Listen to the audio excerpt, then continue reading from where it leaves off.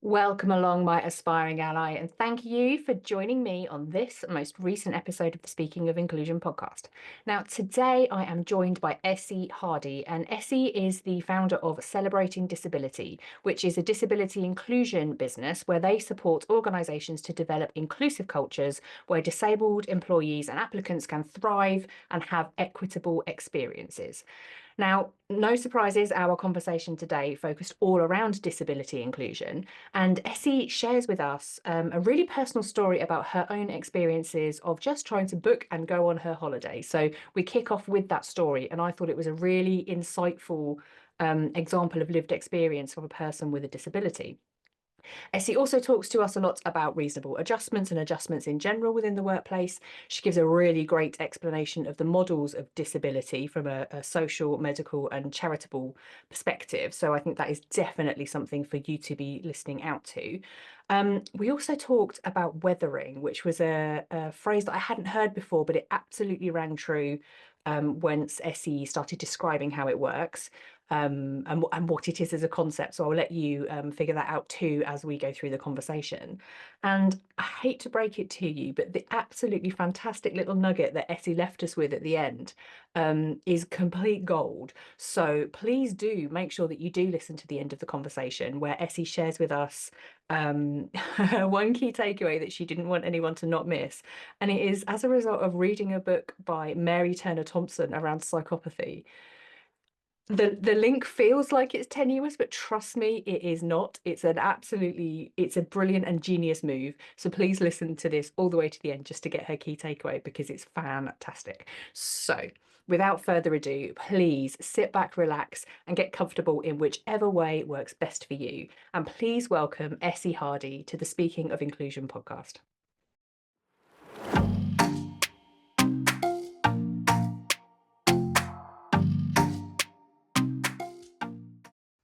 Then crack on, tell me the story.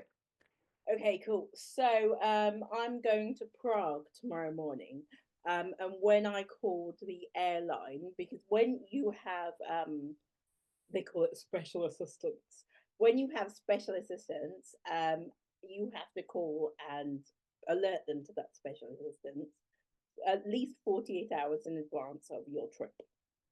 So I need support to get on the aircraft and I need my wheelchair to be put in the hold. So I needed to give them the dimensions of my wheelchair. So I called them up and told them like a week and a half ago, which is very unlike me because I'm a very lastminute.com person. That's just how I work. And for some reason, I did it I did it 2 weeks in advance and I was very proud of myself, like, well done, I say, oh. And they were like, oh, we're going to Prague, as I said. So the airport in the airline, no, the airport staff are the people responsible for uploading and disembarking your wheelchair. So apparently, the machinery in Prague um, doesn't carry the weight capacity of my wheelchair. So essentially, my weight is too heavy for their machinery.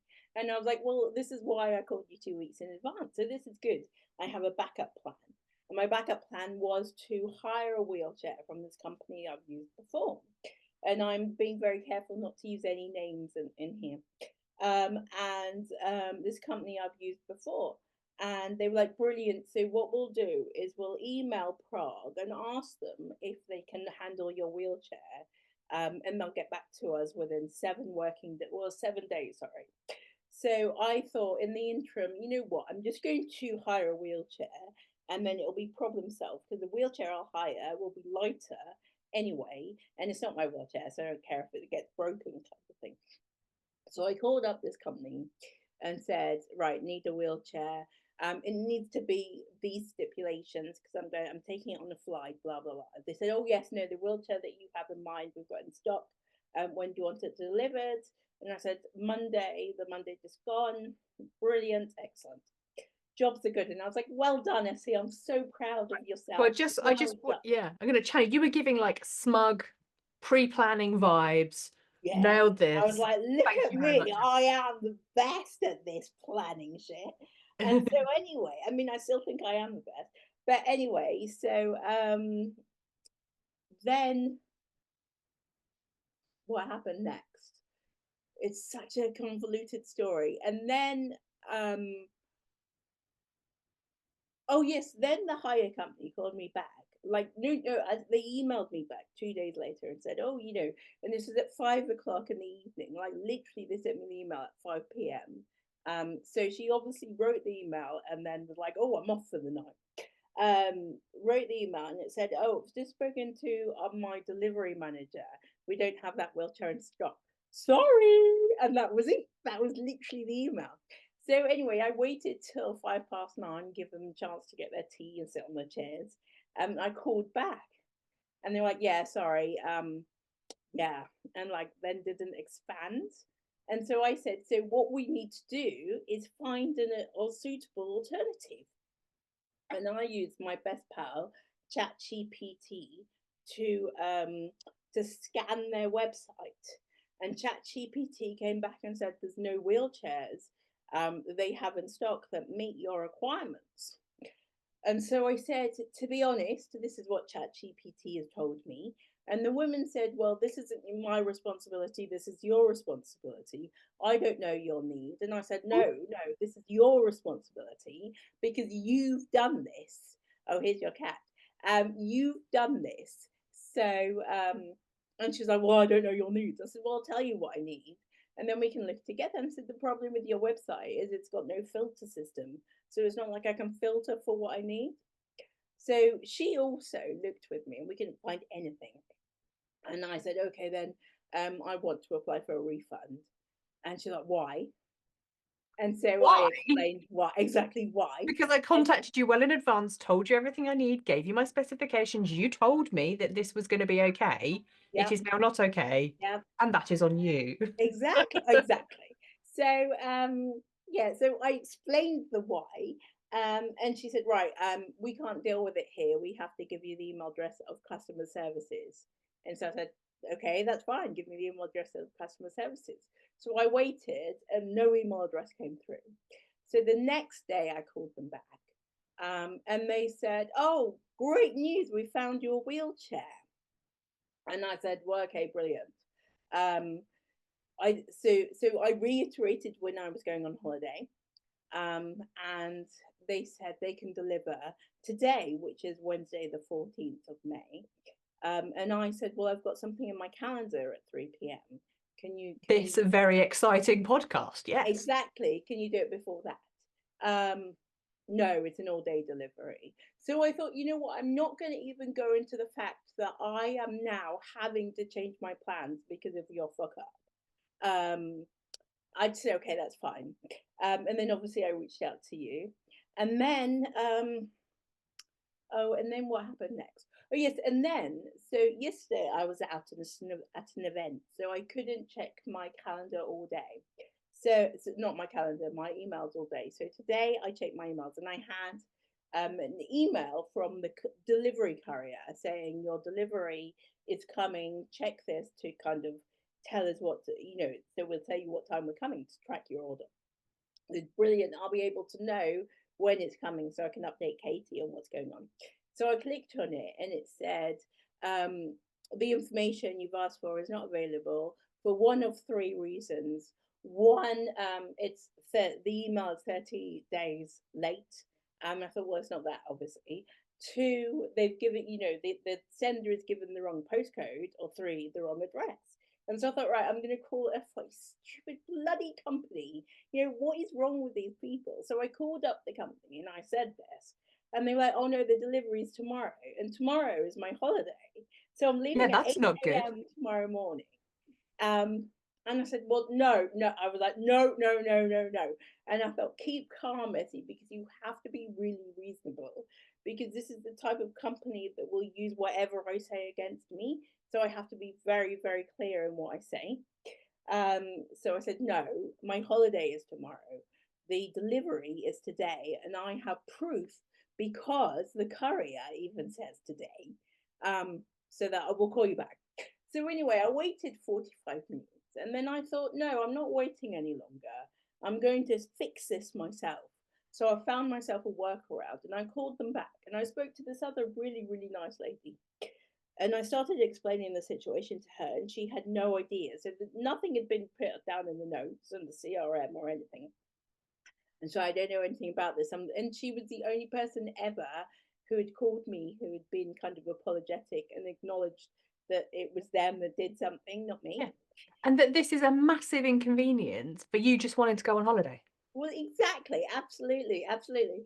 And so then, so she said, I will, while you're on the call, I'm going to put you on hold and try and get hold of the person you spoke to earlier. Coming back, oh no, he's in a training session.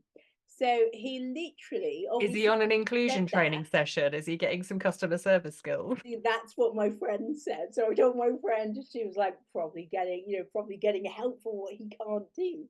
Um, so I, so that said to me that he wasn't planning on doing anything in the first place. Like he just wanted to get me off the phone. And I said to this woman, and I said, I want to articulate this without being interrupted because I know that you listen back to the recordings and then use what I say against me. So I want to be very, very clear so I cannot be misunderstood. This is where I stand. I do not want you to fix this because you've had time to fix it. And every time you've tried to fix it, you've messed up even further. But obviously, I said it in a very kind of official, kind of productive way. And she gave me the email address for customer services. So I emailed customer services, and customer services said, we take 14 days to get back to people. And I thought, well, actually, no, that's your problem. It's not mine. I don't care if you turn up and I'm not here. This is your fault. I can wait a bit longer for the refund. But if you waste your own time, that's not on me. That's on you at this stage. And so anyway, this afternoon I got a call back from the logistics team. Oh, hi, Essie. What time are you leaving for the airport? And I said 8 a.m. Oh, because we were going to deliver your chair tomorrow morning. And I said kind of in a kind of throwaway comment, if you arrive before 6:30 a.m., then sure. And she was like, well, we can do that. I said, no, that was a throwaway. That doesn't work for me. Why? So I was like, so at this point, I'm just like, this is surely it's kind of breaching some kind of confidentiality, some kind of what's it called, self-esteem, kind of confidence in a client to say, you need to explain yourself. Why Yeah. can't you be available at the early hours of the morning? So I gave a very brief explanation that I'm physically. I mean, this is a company that hands wheelchairs out, so they should know these. Yeah. Um, There's a clue in the service that they provide. Exactly. But, I gave a brief explanation to say, well, I'm physically disabled. I'm not going to be in appropriate attire. And she said, no, that's absolutely fine, completely understand. And I said, the other thing is that it's not going to be fully charged. And also, I said, your company has proven that they can't be trusted. So every time they say they're going to do a solution, I believe them, and then they let me down again. I cannot be doing that at 6:30 in the morning I'm leaving for my holiday. It's not happening. And I said, I think I've been really reasonable about this, but now I'm making the decision. And she said, no, that's fair enough. Thank you very much. And then literally 5 minutes before coming on the call with you, I got another call from the original guy who, first of all, booked my wheelchair to say essentially that I was being really unreasonable and why couldn't I be available at 6:30 a.m. in the morning, and they could get it there for 6:30 a.m. and they're doing their best to kind of deliver the service and I'm creating barriers. And I said, no, hang on a minute. Stop right there. I am not letting you drive this conversation in order for you to use this against me when I'm trying to get a refund, because I know that's what you're doing. And I articulated, I said, you're being really, really inappropriate here. You're asking me to give you inappropriate information. And I said to him, and I shouldn't have said, but I said to him, do you have lived experience? Because he was saying, well, why can't you be ready at 6:30 a.m.? Why can't we leave it outside and you get it afterwards? And I said, do you have lived experience of disability? And he said, yes. And I said, I'm really, I do apologize. I take that back straight away. I should not have made that assumption. but everybody's experience is different. And my impairment means that there is no way that I can go outside and unpack a box whilst getting ready to leave for the airport. It's a no.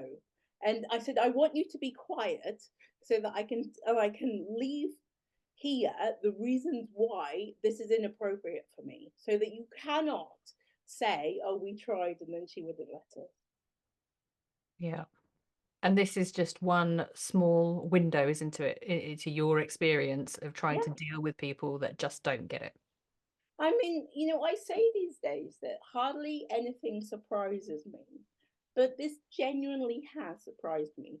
I mean, what doesn't surprise me a lot of the time is people's lack of understanding about the barriers. But this isn't a lack of understanding. This is an incompetence, and I think it's a deliberate ploy to. I mean, obviously they prioritize making money over customer care and customer service and customer experience. And they've made it really, really clear that that's all they care about. Because they haven't offered a solution. Each time they've offered a solution, it hasn't happened until I've said, I want a refund. And Mm. it's only after that have they said, oh, we've got this solution for you. And then not been able to follow through on the solution because it hasn't been thought through. Yeah. Yeah. Well, and firstly, so Essie, thank you for sharing that story because um I felt like even coming into this recording, I knew that that is what you had been managing all week. So I knew that that was going to have been on your mind, and the fact that you're trying to enjoy just going on holiday Yeah. tomorrow, and this is disrupting that actively. So I am grateful to you, A, for still having this conversation with me anyway, knowing you've got all of that going on, and also B, sharing that for the listeners and the viewers on YouTube to be able to know, like, this is how your week has been, and you're just trying to go on holiday. Like, Mhm. you're trying to do something that a lot of people would just be like, book a flight, click. Done. And then you've had 2 weeks worth of headache that have immediately followed. Yeah. Um, and I think you're right, the insult to injury piece around, like, they are an organization that should be dealing with people who have this experience, and you would therefore imagine that they would foresee that actually it's not going to be just as simple as, like you say, just deliver a box. Like, it doesn't work that way. Um, yeah. And So and you're right, and you're right. It's dampened, and I'm sure I'm going to have a great time, but it's dampened the lead up to the entire holiday, because also that now I have to worry. I mean, I told them I had, I borrowed a friend's wheelchair, but actually something else that happened was that EasyJet, they didn't do the wrong thing anyway. EasyJet came back to me and said, oh no, we can take your wheelchair. So actually the wheelchair I'm going to take is my wheelchair. But I'm still worried because it's a big, bulky wheelchair. And we all know what happens to people's wheelchairs yeah, on planes. And I'd rather this rubbish company's wheelchair gets broken than my own wheelchair. So, yeah, it's dampened this 2 week lead up, but also I'm still concerned about what's going to happen. And I yeah, can't, as you said, can't just relax and think, oh, I'm so excited about my holiday. yeah, yeah. And I can imagine, so, and again, this is only my assumption, so please correct me if it's wrong, but the significance of your wheelchair to your life, like if Mm, it does get damaged, it's not as if it's not like a lost suitcase of, "Oh, it's okay, I've got clothes at home, or I can buy clothes at my destination. Like, I can get to Prague, they'll sell pants and a toothbrush, yeah. I'm going to be fine." Like, it doesn't, it's way more significant than that, isn't it? Well, absolutely. I mean, my wheelchair is my legs, so I can walk inside, but not around Prague. Um, yeah, my wheelchair is completely what I rely on. So not only would it ruin the holiday for everybody, it would ruin my life until I got a new one, which is not a quick fix. So on average, I think, and don't quote me on this, so apologies if people listening or watching know better, but in my experience, a wheelchair has always taken at least 2 months to arrive Yeah. from new. So it's not like I can get another wheelchair on Tuesday. Yeah. And I can imagine they're not cheap either. No, they're very much not cheap. Massively expensive. Yes. Yeah. So that, and it's, and yeah, and then you've got all the rigmarole, I'd imagine, of probably dealing with an insurance company or blah blah. And it's just like more admin hassle, isn't it, as well? It's Yeah. And just you know, more I and think more. what people forget, or what these companies forget, is we, and I will say we and not just I, because it's not, I know it's not just my experience. We as disabled people, we have lives. So it's not like we're living, this is like in a vacuum and Yeah. nothing else is happening. You know, I have a full-time job. I run a business. Yesterday I was on a panel discussion, which is why I didn't have an opportunity to look at my emails. You know, I do things at the weekends and the evenings. So Yeah. it's not just, and I mean, it takes me back to what this guy said. Well, why can't you be around at 6:30 a.m.? But also, you know, as a physically disabled person, I have care needs. So, you know, I can't say, oh, can you come at 5 a.m.? I also get, you know, if I got up at 5 a.m., as most people would be really fatigued by time 10 p.m. when well, we won't arrive at 10 p.m., but do you know what I mean? By the time Yeah. we're in Prague, well, Yeah. I'll be really fatigued. So it's the inability or the unwillingness to think about the holistic life of somebody. Yeah. Yeah. It's, yeah, in essence, you could do that, but then the cost outweighs any benefit of it making it something that you would be prepared to do, Yeah, which, as a, grown adult human, you are perfectly entitled to make decisions about whatever it is that you would like to do with your life, yeah, including whether or not you want to get up at crack of sparrows or not. exactly, exactly. Yeah, absolutely. Well, thank you for that introduction and that window into the life that is Essie Hardy, because again, I just think when we were talking about this earlier, I thought actually this is, when we talked about share, well, you started to share a story and I said, can we put this in the podcast? Because actually I just think it's so important. Like this is a real, like, at the moment situation. And you are not an isolated incident. You're not the only person on the planet experiencing this.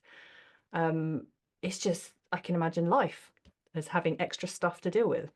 It is life, and I think that's what for lots of disabled people it gets us down most is life. And you know, I don't know if it's going in this direction in this podcast, or we can be political in this podcast, but what is happening to disabled people at the moment, um, it is just it reinforces the message that we all know already, that we are the forgotten people. And not only are we're not forgotten, obviously, or else they just wouldn't be doing anything, but what we are is we're kind of the people that they're trying to get rid of. Mm. We're the people that they say you are the lowest on the food chain, and we're going to make you know, and we're going to make society know about it as well. Yeah. Yeah, actively discounted, Yeah. actively overlooked. Yeah. Yeah. And I guess this brings us then to actually the complete counterbalance to that, and the training that would be, required by all these various companies you've been interacting with, because that's what you do, isn't it? You Mm-hmm. essentially help organizations better understand the implications of their decisions and how they run their operations. So tell me more about that. So celebrating disability. I actually on the train yesterday, I bumped into somebody that I worked in where I worked with when I worked in my last employed um, job before setting up celebrating disability, and she reminded me that it was 9.5 years ago. So celebrating disability is about nine, I think. So celebrating disability is a disability inclusion business. We're a user-led organization, which means we're run by and advocate for the rights of disabled people in the workplace predominantly, but also as customers. Um, so we work with workplaces to develop disability inclusive cultures where disabled people can essentially thrive, where they can have the support they need, and where the staff and the culture around them is designed for that to happen. And that's all the way from kind of the recruitment stage where somebody's applying for a role all the way through to exit, taking into account things like the onboarding process, taking into account the reasons why disciplinary hearings create inequitable opportunities at times for disabled people because people don't understand the barriers that people are facing, and therefore they think they're just not working hard enough. Taking into account kind of reasonable adjustment policies, what they look like, how they can be implemented, and how they can be systemically embedded throughout the company. Business as usual processes, and just kind of influencing inclusion across the entire business in a nutshell. Well, in a nutshell, that's kind of everything, isn't it, Yeah, really? It's just like the full employee life cycle and yes, everything that touches it through absolutely. the lens of disability. Hmm. Yeah, Yeah. And we're a pan disability organization, which means that we look at the diversity of impairments. So, I always say to people, when I'm explaining what that means, is that I come in and deliver a training session to you and say, this is what it's like for me in the workplace. And you say, oh, that's really helpful, great. And then I leave. And then you think, now what do I do? Essie's not here. We have to start again. So we do use our lived experience, and we have a variety of lived experience, but we also bring in what we know from our colleagues that we work with, from other kind of disabled people in ERGs in the companies that we've worked with, to bring in the kind of the variety of barriers that disabled people might face, and also yeah, obviously most importantly the solutions. So yes. we're kind of arming workplaces with the tools and resources they need to be able to devise their own solutions to the barriers.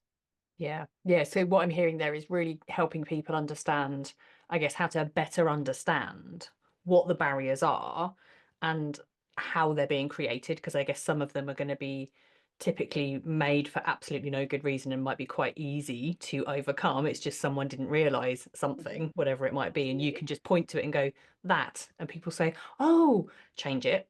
And then that's probably something that then is beneficial for everybody, I would Mm-hmm. imagine, because I see through the work that I do when we're removing barriers for what we presume is one group, actually the benefits impact many other groups as well. And we're all kind of looking at things going, yeah, why didn't we do that sooner? Gosh, that makes so Yeah, much sense. 100%. Yeah. Yeah, yeah.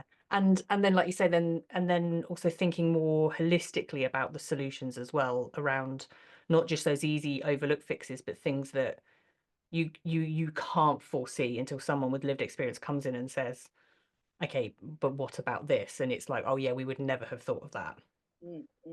I mean, yeah, absolutely. So in legislation, in this part of legislation that I'm about to talk about, there's proactive adjustments that need to be made, and there's reactive adjustments, and the reactive adjustments are called reasonable adjustments. I mean, they're all reasonable adjustments, but some of them are proactive and some of them are reactive. So the proactive adjustments are exactly what you talked about, kind of the inclusive culture. They are things kind of on the ground level, like building a lift. So you don't wait for a person to come along and say, I need a lift, and then structure one in your building. You build one because you're assuming that people are going to need to use it. Yeah, Same thing with closed captions. Same thing with a BSL interpreter in your event. You don't know a disabled person is going to be there, but you're assuming that they might be there.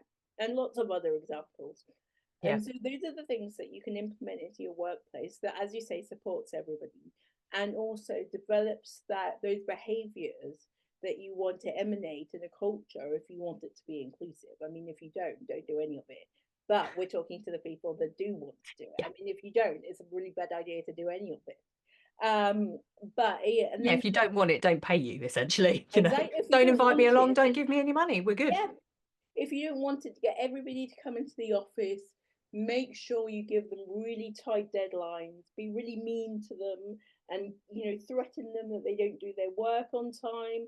Don't be flexible in any way, and then you'll achieve your goal. That would be brilliant. Yeah. But if you don't Yeah. want to You do want that, everyone to do be the exact miserable. opposite of all of that. And then reasonable or proactive adjustments, sorry, reactive adjustments are those adjustments that you implement after having a conversation with an individual to find out what they need specifically to get their job done. And reactive doesn't mean you have to wait for a person to approach you. Reactive means that you proactively engage a conversation and then you're reactive to where the conversation goes. Yeah. Okay, so that makes sense. So proactively is that kind of holistic thinking about what is our culture, how do we conduct ourselves, how are we actively, I guess, scanning the horizon for making things better and tapping into feedback and broad things. Mm-hmm. And then the reactive sounds more kind of individual focused. Yeah. But not, like I say, not necessarily waiting for people to raise things, but just paying attention and having conversations with people. Yeah, being proactive about kind of engaging those conversations, inviting people into those conversations as well. So reasonable adjustments, for example, they're not something that are well known amongst the disability community, because not every disabled person understands their rights. So we don't come with a book of this is what it's like to be disabled. These are your rights. So we are learning like everybody else.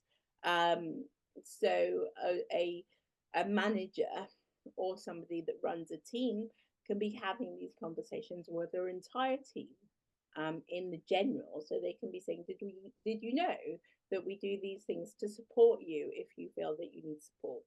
This is some examples. When we have your next one-to-one, we'll talk about it then, but if you want to talk about it in the meantime, you know where I am, or you can contact this number, or however way that works in your organization. Yeah. So you're being proactive with the invitation, but also then you're continuing that proactiveness with the conversations you're having.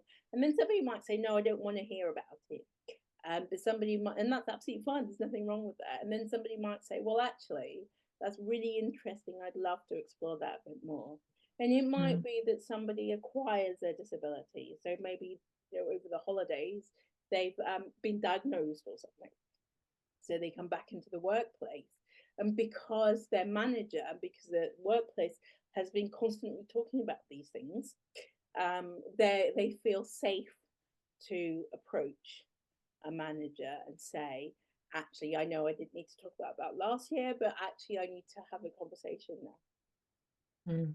That makes absolute sense. Yeah, and there are two things that leapt out to me as you were saying that, actually, in that the first is, like, I can see how the proactive makes the right, I guess, environment as well for the reactive. That if you're creating this inclusive, open, honest culture where you've got good psychological safety and psychological agency, it's more likely people are going to engage with you and give you the information you need to be able to then proactively say, like you say, oh, you've just received, you've received a diagnosis. Okay, let's have a conversation about that, because what I know is these things, and you're more likely to trust that if you work in an inclusive organization as well. Yeah, Like this, it's a self-reinforcing cycle, isn't it, yeah, of trust and information.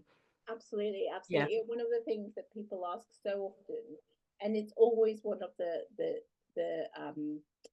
I mean, I don't mean to say hot topic, but it's a oh, what's that word that I'm looking for?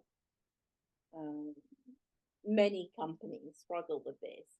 Is understanding why disabled people don't disclose a disability, um, and it's essentially what we've been talking about, because Yeah. the organization is not doing enough to communicate how they're supporting people when they Yeah. are disclosing disabilities, and also why they want to know. So are you asking me so that you can discriminate against people? And I'm not telling you, but you're asking me so that you know what you need to do to move forward and Mm.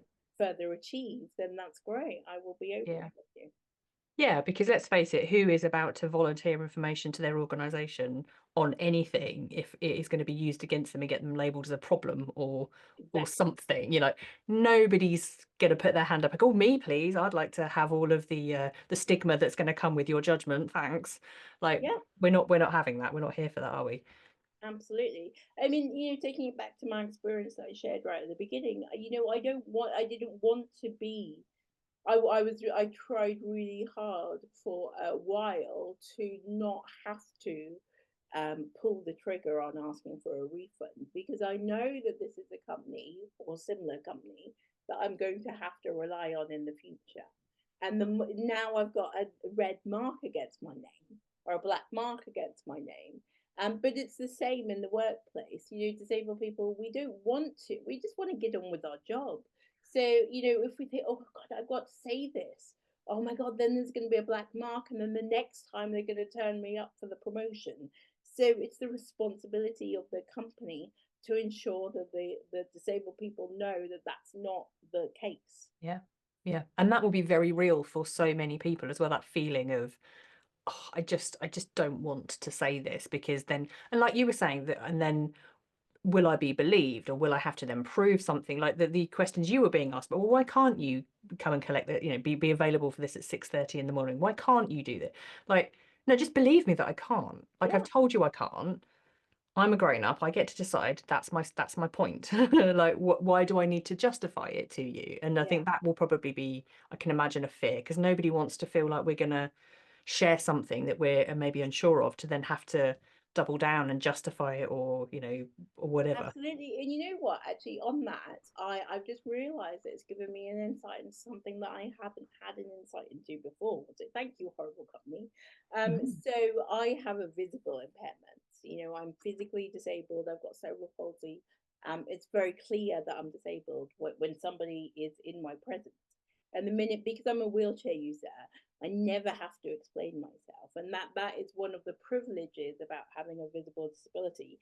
People believe, or in my experience, people have always believed me.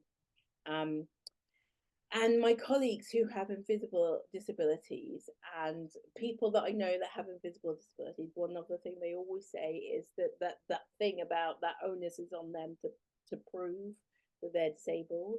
And I'm going to be disbelieved and I'm going to be asked to provide evidence. It's so awful.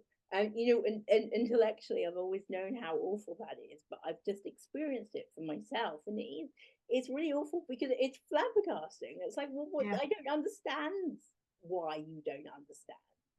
yeah. It's Um, quite degrading and demeaning as well, isn't it? really Like, degrading. yeah. And if you have to think about that every time you're trying to do something. So we talk about spoons, and people on LinkedIn are beginning to put by their profile. I've seen a few times spoonies. I'm a spoonie, um, which makes me think of something completely different, but I know what it's actually for. So spoon theory is Mm, this concept that we have a finite amount of spoons to use per day, and spoons translates into energy. So we have a finite amount of energy to use. We have 10 spoons. And when those spoons are used up, they're gone, and you can go into deficit of spoons, but it's really, really difficult to get them back. So I use up my spoons on lots of things, but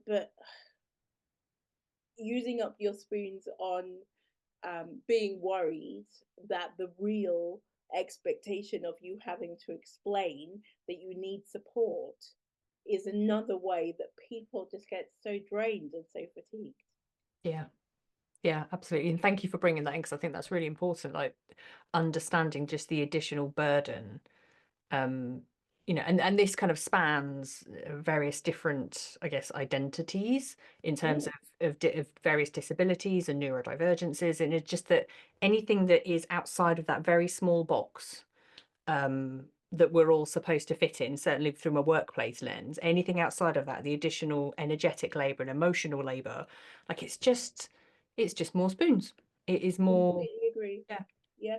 And where you said, it spans several identities, it goes beyond disability. So in uh, race and ethnicity, um, apparently it was kind of coined around the 70s as weathering. So the weathering that happens, I mean, I'm going to try and get scientific and technical, and I'll embarrass myself, so I won't do it. But it comes from science, like water hitting rocks, and it weathers those rocks. Oh, I The did it erosion, quite yeah. easily. Should give myself more credit. But the weathering on somebody about the kind of the microaggressions and the macroaggressions that happen every time when somebody walks in a room, whether you're a woman, whether you're a person of color, and everything, it has those impacts, and it's the same thing and just a different term, really. Yeah, yeah, exactly that. Yeah, yeah, everybody who doesn't fit the very, very narrow criteria with which most processes, systems, societal expectations were built around. Mm, And that's most people, isn't it? So we all have additional, absolutely. yeah, additional weathering. I love the weathering term. What I'll do is I'll in my show notes I'll try and do a little fact check on that and find a link as to where that was coined. That would be great. Because Yeah, yeah. immediately as well, what's coming to mind is intersectionality as well, Kimberly Crenshaw's approach, which is then actually, we aren't any one thing, are we? We have multiple identities. So actually the layers of weathering, Mhm. the way in which our energy, our emotions, and just our sense of self can be eroded depending on what it is we're coming up against is actually quite Yeah, significant, really, isn't it? yeah. I heard, so I think it was on a TV program, but I thought it was really good. Well, I'm forgetting now, but no, it'll come back to Okay, we'll put a pin in that and come back to me. it. Yeah, So a yeah. couple of Okay. things as well that are coming up for me as well is that one thing when you mentioned around acquired disability as well, which I think is really important because I can imagine when, certainly for employers and people listening and watching this, like when we think of disability, we probably are first and foremost our minds go to people who are wheelchair users or people with these physical disabilities that we can see and that's obvious to us. And at any point, any one of us, depending on the scenario we find ourselves in, the environment that we're in, or things that may happen to us, can become disabled, can't we? Like we can come up against something that doesn't work for us. Hmm. So actually, if we ourselves consider ourselves to not have a disability, it's actually we don't have a disability yet. Yeah, you know what, I kind of, I understand that, and I've heard it a lot, but I find it, maybe problematic is the wrong Oh, word, good. but Tell I me. find it, I don't know, too simplistic a little bit. Got Um, it. so I think that, so starting off with the kind of the models of disability, if you don't mind. So the disability movement coined a few models of disability, and there's more than I'm going to talk about today because I will be here all day. But the three top ones, You've got a holiday to get onto. exactly, I've got holidays. Um, the three top ones are the social model of disability, the medical model of disability, and the charity model of disability. So, starting with the medical model of disability, the medical model of disability is the traditional way of looking at disability and impairment. So it says that the person and the body or the mind is the problem, and unless that can be fixed, that's just their problem to bear. So it's not society's responsibility to do anything about it, which leads on to the charity model. So the charity model views disabled people as victims and people that need to be saved. And so this is why we see adverts and things like Children in Need, where it says things like, unless you give money, then these people can't achieve. But actually, and it's where you hear where terminology like "what's wrong with you" comes from, and the brave disabled people are so brave, and disabled people are so inspiring. And also, I think it's where we're all going to be disabled eventually comes from, because it's almost like, oh, this is a way to help them feel better about themselves, kind of thing. And it's where things like superhumans come from, in terms of talking about people with neurodivergent conditions. They're superhumans. What's your superpower? Well, actually, I actually find that very insulting, because I just do, not me personally, but people with neurodivergent conditions do things slightly differently. It's not necessarily a superpower, it's just how they do it. When people dare to call me brave, they don't do it twice. But it's not a compliment, it's insulting, because Mm. they're assuming that actually my life is awful, whereas my life isn't awful. I've always, well, not always, I've been disabled since I was about 4 months old, but from what I remember, I've never been not being disabled. So this is just how I do things. So Yeah. those two things come from an idea that disability is a deficit, that we're wrong to be disabled. Whereas the social model of disability views the, the society as a problem. So the social model of disability says that the impairment is a sociological or the physiological impact on the mind and the body that prevents somebody from achieving the way they want to. So my impairment, being cerebral palsy, that affects all of my limbs, prevents me from having enough strength in any of my limbs, and needing a lot of support. For somebody who is blind, their impairment would be their lack of vision. Um, for somebody with a neurodivergent, let's say ADHD, their impairment might be that they can't focus on things for a long period of time, and so on and so forth. I know that I've generalized, and it's very different for everyone. But the disability are the oppressions that are put onto people with impairments by society not considering our needs when building services, when creating and building buildings, and all sorts of design. So there's four main areas that social model talks about, and that's the environmental, meaning kind of the built environment, attitudinal, which means the attitudes that people have about what we can and can't achieve, the communication barriers, how we communicate, or the assumptions that everybody should be communicating in the same way, and what that means holistically. So, not just how I talk to you, but how I represent what I'm meaning, how I write things, where the signage is, and the unwritten rules of how things should work. Like, you know, some people might know that we have to be quiet in a cathedral, but not everybody knows that, and it's an assumption that everybody's going to know that. Those kind of things, and then the systemic barriers, so the policies that are erected by businesses that prevent disabled people from achieving. So going back to your point that we're all waiting to be disabled, I think personally it comes from the charity and the medical model. This idea that we need to get away from this. Let's make them feel better by saying we'll be there too. And I know it also comes from. It was originally something that was used in social care a lot. So instead of when people were assessing how well care homes were providing the provision for people, um, they wouldn't be assessing it on would I want to live there? Would I put my mum in this care home? Because actually, I'd put up with a lot more than my mum. I would put up for my mum. Not necessarily the case in my case. No, I'm joking. I love my mum. We're actually quite close. But she would say the same about me as well, in a jovial way. But what was I saying? So yeah, so the idea that actually we can't do anything for another unless we think about what it's going to mean for us and our family member, I think is not giving society enough credit, or not enabling society to think about things slightly differently in a more Mm, holistic view. And it also keeps society thinking very linearly, like I like it like this, so therefore that's how I'm going to design it, kind of thing. yeah.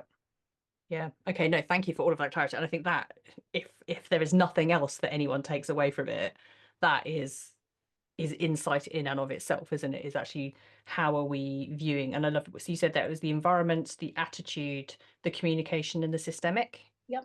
Were they the yeah? So how are we viewing the approaches that we're taking through those lenses to see how is the environment contributing, how are our attitudes contributing, and where are we creating barriers through those things? Absolutely. Yeah, Yeah. love it. And what do we need to learn to mitigate those barriers? What do we need to so we talk about equality impact assessments, and they're kind of wrapped up in these four pillars, if you were. And so what is, when we're designing something new, what is it in that design that would prevent a group of people in this way, marginalized people, I'm sorry, in this way disabled people, but equality impact assessments are for every marginalized group.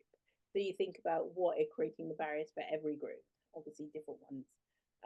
But if we talk about disabled people, what are creating the barriers when we develop it in this way, when we put this process in place, when we put this policy in place, what are the barriers going to be for this group of people? And therefore, what do we need to learn about how to do it differently?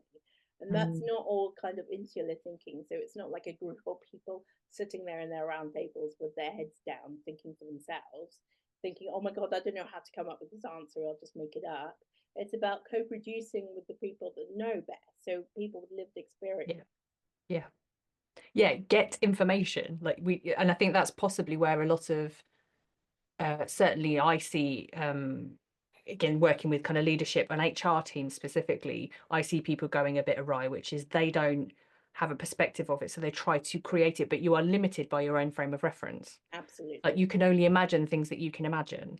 So actually, if you don't have anyone within your organization that can help you, that is why people like you exist doing the work that you do, where you come in with those lived experiences and the frames of reference that might exist out of it to say, well, I can tell you the answer to that. We've got that covered, sorted. Next. Or kind of, developing, supporting a team to develop the confidence to be brave enough to go and say, actually, I don't know.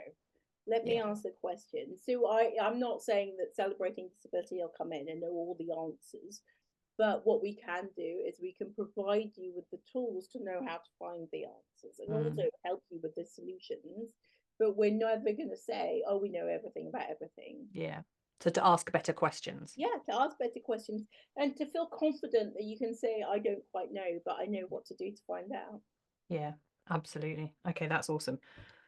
I also want to loop back to something you said right at the beginning, if I can, because I think this is something that stood out to me, and I just wanted to poke it a little bit, which was you said that when you were on the phone trying to explain why you were kind of so frustrated with the wheelchair delivery problem, you said I needed to make sure that I was being very reasonable because I didn't want to get it used against me.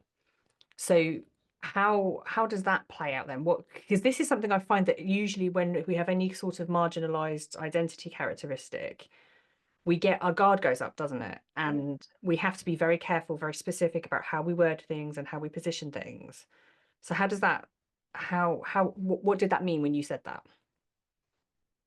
It's a really, really good question. I know what I mean, but articulating it might be slightly differently. So we think it goes back to the weathering. It goes back, it feeds into kind of the assumptions that people make about us. So there are a lot of assumptions about disabled people. I don't know if they knew the color of my skin, but if they did, it might have come into it as well.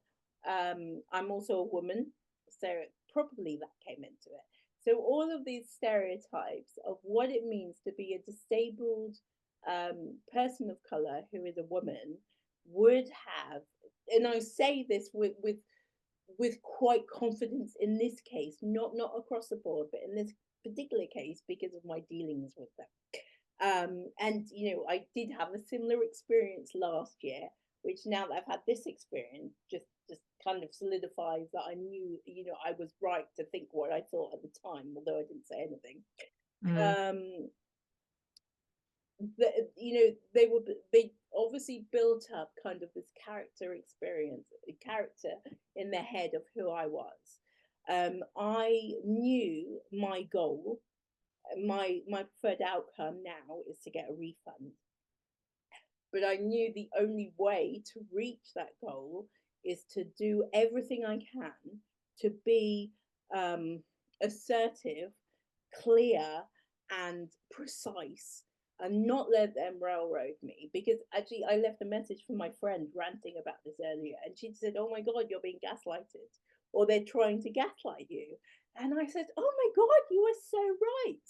And I hadn't thought about it before, but you're right, because every time I said something, they'd say, no, that's not what happened. And I was thinking, what, are you crazy? But gaslighting is about that person making the person feel as though they are crazy.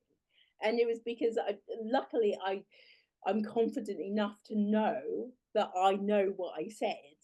I mean, if it happened 6 months ago and they said it now, I might well have thought, maybe I didn't say that, but that was their goal.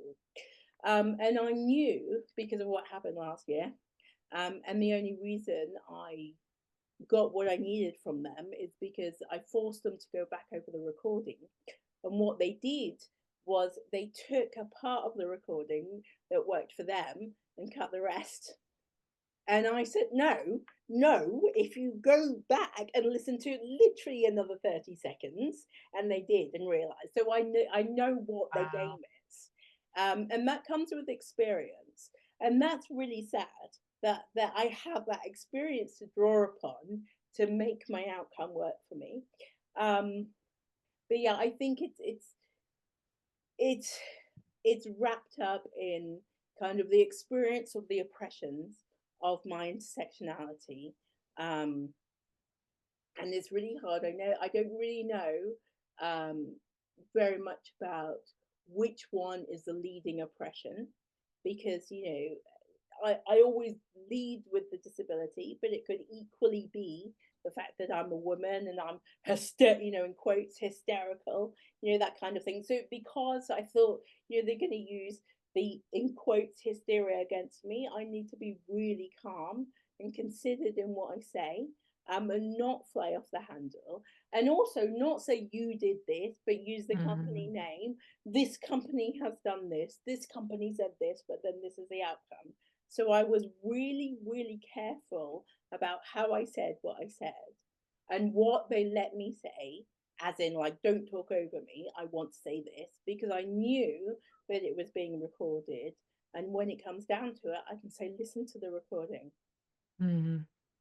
Yeah. Okay. And the fact that you had to be so specific about what you needed, I did wonder because, you that was so, on the one hand, clever to say, I'm going to say this, I'm going to say exactly what I need, and you need to not speak over me. Let me speak. And also heartbreaking that you'd had an experience that meant that you knew you needed to say that. Absolutely, yeah. And And and I you was can't just just show thinking, up emotionally, like a normal human person who is frustrated and annoyed. yeah, but I could, I don't. So last year, I mean, nothing to do with this company, but last year, I think by the end of the year, I realized that I was flying off the handle way too much. When it came to I think that I know that I have the ability to be calm and collected because of what I do for a living.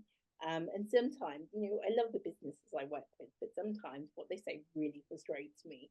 But it doesn't even cross my mind. I don't even get close to being angry when I'm working. So I know that I have the ability to not get angry. But in my, for a bit last year, I got into this trap of flying off the handle, and I thought to myself last year, you have to stop this. This is not the person that you want to be. And, when you go to bed at night, I don't want to be thinking, oh God, you will cheat again today. Or you made a person feel really bad when you could have actually helped them understand a bit differently.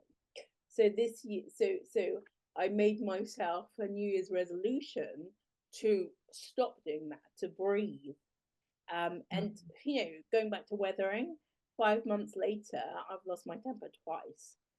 In the last 10 days, actually. So it took me 5 months to get there, Yeah. but it's really hard, and I think that we need to give ourselves a break because I'm sure I'm not the only person that does that. And I said to my friend, one of the things that happened last year, I really like, I flipped out at this guy in a train station who moved a woman out the way. So she was a wheelchair user and she was in her wheelchair, and the woman was in my path. I needed to get past. And he moved her. He didn't even say anything, literally just moved her out the way. And I turned into the Hulk. And so much so that I mean, yeah, I don't mind saying I went to, I think I really upset the guy. And I tried to apologize and he wouldn't accept my apology, which I actually understand because I did go crazy. And I think I embarrassed him in front of a room of people. And I do regret it and I'm not proud of it. When I told my friend, she said, I understand why it happened, Essie. And I said, I know, and thank you for saying that, but I don't want that to become part of who I am. But I think it happens as a result of Mm. time and time again, these same experiences, this reminder that I'm not equal, or I'm not seen as equal, and my community is not seen as equal to another community. And it Mm. just, it makes me really mad. And I think the older I get, the more of an activist I'm becoming. So I've noticed also the activism coming out in my LinkedIn post. It's like, that's not relevant to what you do it. But I think it's so important that we develop this awareness. And I think our activism is, in some ways, it's really, really strong in the disabled community. And in other ways, it's really dying out. And it scares me because, where are we going to be in 30 years? Yeah, exactly that. Exactly that. So, oh, thank you for sharing that and hearing you tell that story. So, I mean, I was my initial response to hearing that someone say the way it's playing out in my head is there is a person in a wheelchair and someone walks up to them and literally just move, like Yeah, that's what physically happened. move them, right? So like, can you imagine that happening in any other scenario? Like, as if No, they're cargo.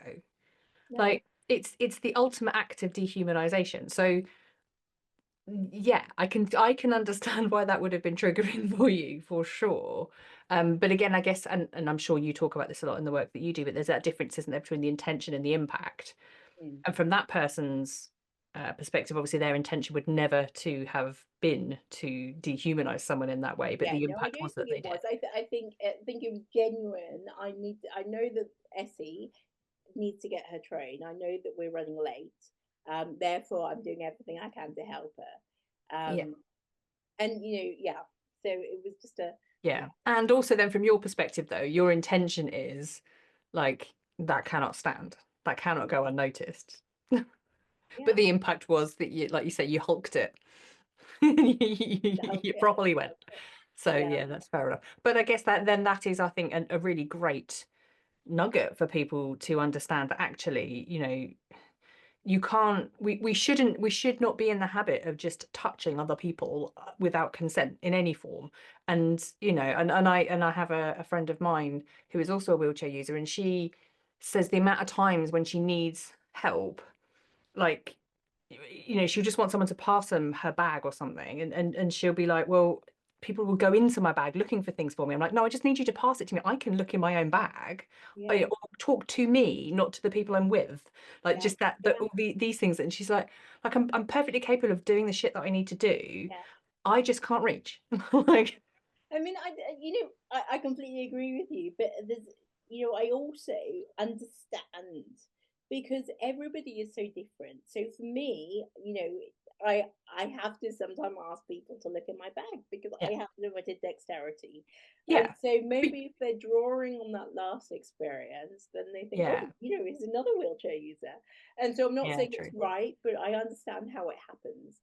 But I Yeah, think the message there is always to ask the person, start with the exactly. Yeah. communication, and then go from there. Yeah, yeah. Um, Like, ask people before you touch them, for yeah, sure. Like, rule number, even if you're just 100%. mate, like people you've not seen for a while, like, are you a hugger? Is a really good question, because I'm in a lot of communities where people are very huggy.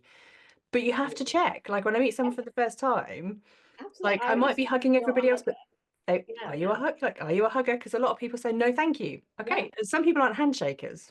Like, they don't want to be touched. yeah, That's fine. I shall ask. yeah. Well, I mean, I think that the kind of the what is what the biggest barrier to progress is tradition, I think. Yeah. Because traditionally, we shake people's hands, traditionally, we kiss people on the cheeks and all of those things.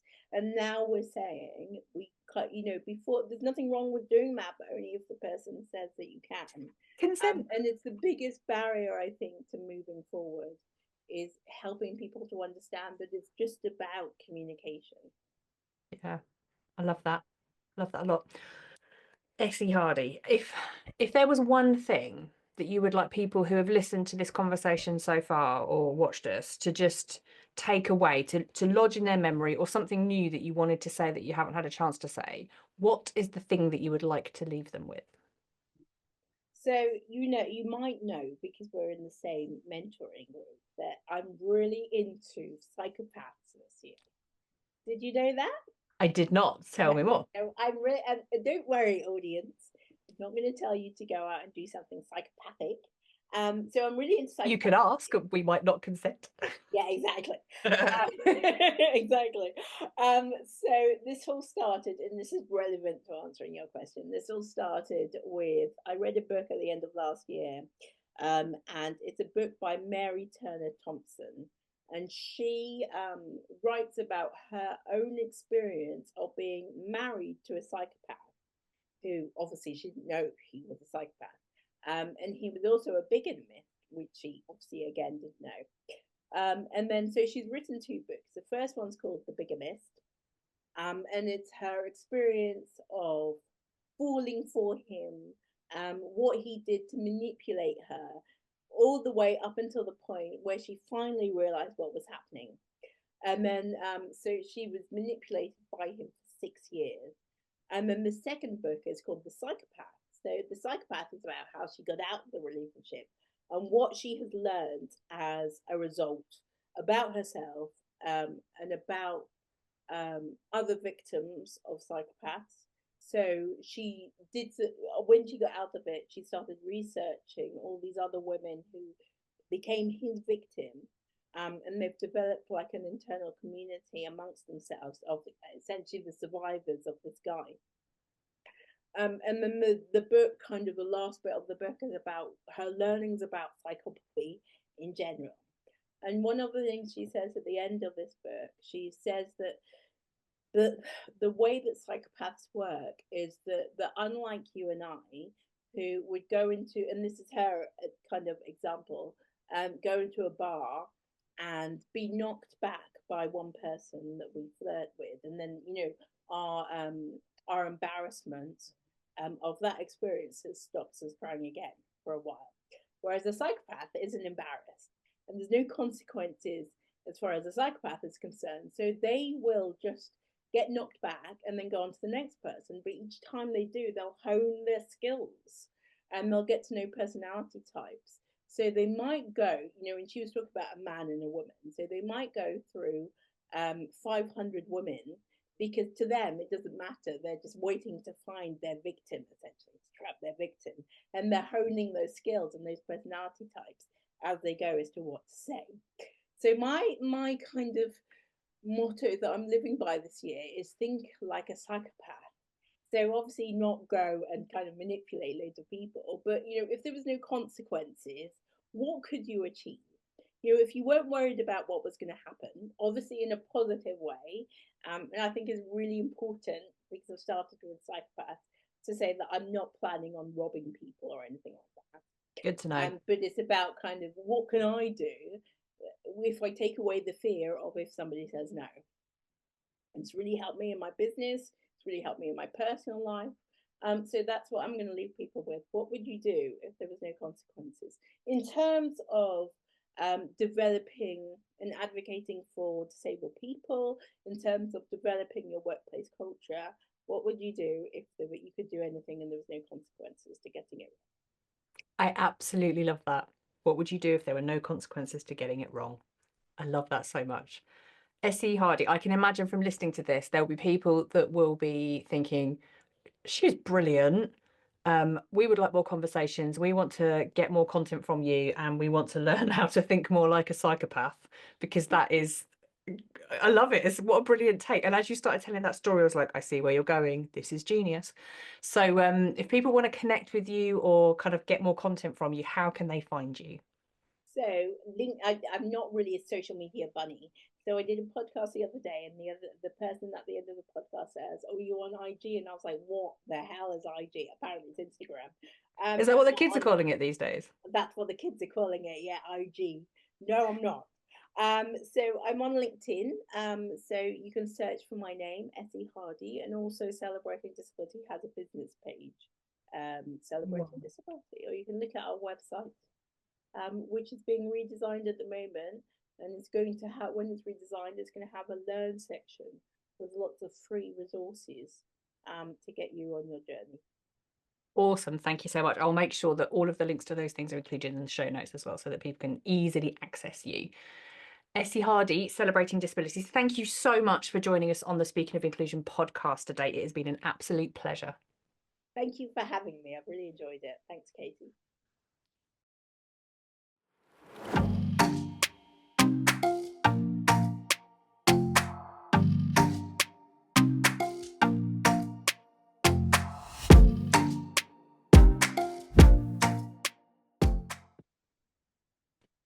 Done. Excellent. Leave the silent break so I know where to cut it. Awesome. Absolutely. That's fantastic. So what I'll do now is I'll stay on the call and I'll record your introduction Okay. to put in at the beginning, because then I like to have the energy from the conversation to pop Yeah, back in yeah, at the you front. said that's a really good idea. Okay, cool. Yeah. Leave me to it. Well, and because I know what we've talked about, Yeah. I No, I can think tee that's a things up. really good idea. Or else, when I used to do my podcast, it would be the same, like, and here is Katie, or she's talking about this. But that's so much a better idea, a way of doing it, I think. Well, that's how I used to do it until someone, well, my partner took the piss out of me saying, "You're so funny at the start of your podcast. Like it's not you." Like there's, and I know it is because I used to do all this. Welcome along, aspiring allies. It was just like, well, who's this? There's this moment of like, brace yourself, we're going in. And I just thought, yeah, that is shit, isn't it? No, this is much better. I love that. Like getting ready for like a run or something. Oh yeah, limbering up. I would go, right. Yeah, no, I love that.